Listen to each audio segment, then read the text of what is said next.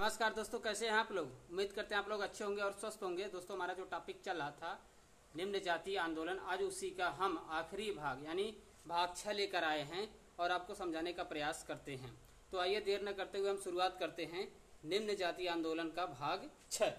तो दोस्तों, निम्न जातीय आंदोलन से जुड़े हुए हमने बहुत से आंदोलनों को आपको बताया और उन आंदोलन से जुड़े हुए कुछ महत्वपूर्ण व्यक्तियों के बारे में बताया था। आज बारी है तमिलनाडु में दो महत्वपूर्ण आंदोलन हो रहा है। एक हो रहा है जस्टिस पार्टी का आंदोलन और एक हो रहा है आत्मसम्मान आंदोलन। चलिए, तो देर न करते हुए हम शुरुआत करते हैं जस्टिस पार्टी आंदोलन 1916 में। पीछे हमने व्हाइट बोर्ड में मेंशन भी किया हुआ है, जैसा कि जो जस्टिस पार्टी की स्थापना जो हो रही है, तो सबसे पहले तमिलनाडु में एक निम्न जाति थी, उस जाति का नाम था मान जाति। मान जाति ने किया क्या कि इसने अपने आप को क्षत्रिय घोषित करके नडार जाति बन गई।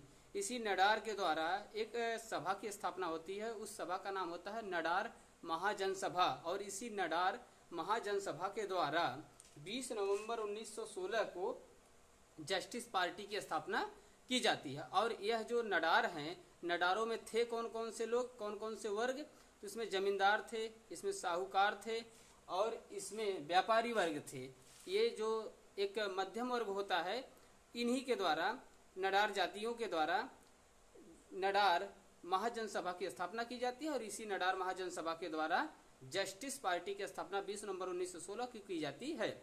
जिनमें महत्वपूर्ण जो नेतृत्व करता हैं, उनका नाम हमने यहाँ पे लिखा है।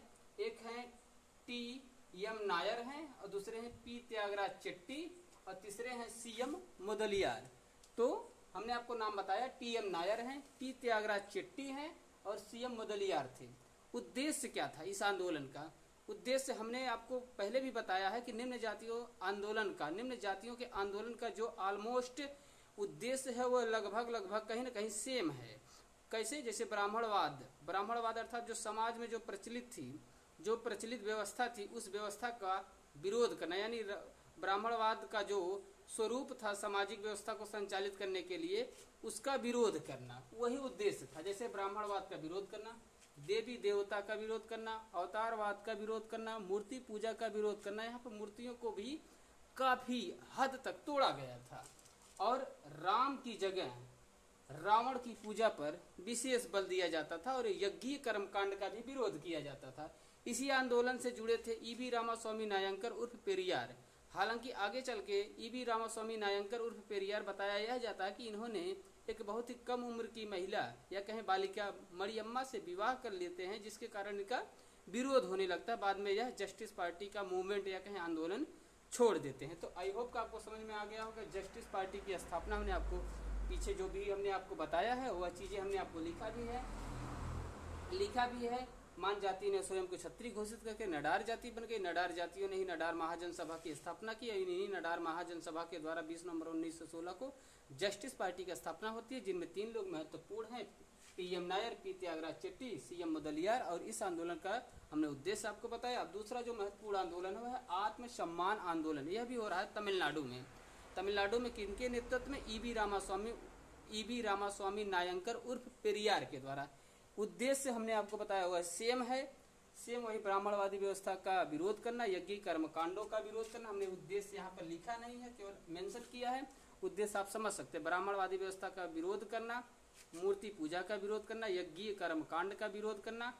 और ई.वी. रामास्वामी नायंकर किस व्यवस्था के बहुत ही पक्षधर थे? तो स्त्री समता के बहुत ही पक्षधर थे, विधवा पुनर्विवाह के प्रबल हिमायती थे और साथ ही साथ स्त्री शिक्षा पर विशेष बल देते थे। ये इनके कुछ है। और स्त्रियों को जो है वर चुनने के अधिकार जो होता था, स्त्रियों को वर चुनने का अधिकार, इसके ये प्रबल हिमायती भी थे, यानी समर्थक भी थे। तो आत्मसम्मान आंदोलन 1920 में और होता है स्थान तमिलनाडु। और एक सच्ची रामायण की रचना करते हैं यह तमिल भाषा में रामावतारम नाम से। तो ये था आत्मसम्मान आंदोलन 1920 में ई.वी. रामास्वामी नायंकर के द्वारा। जस्टिस पार्टी का आंदोलन होता है 1916 में। इसके द्वारा जस्टिस पत्रिका भी निकाली जाती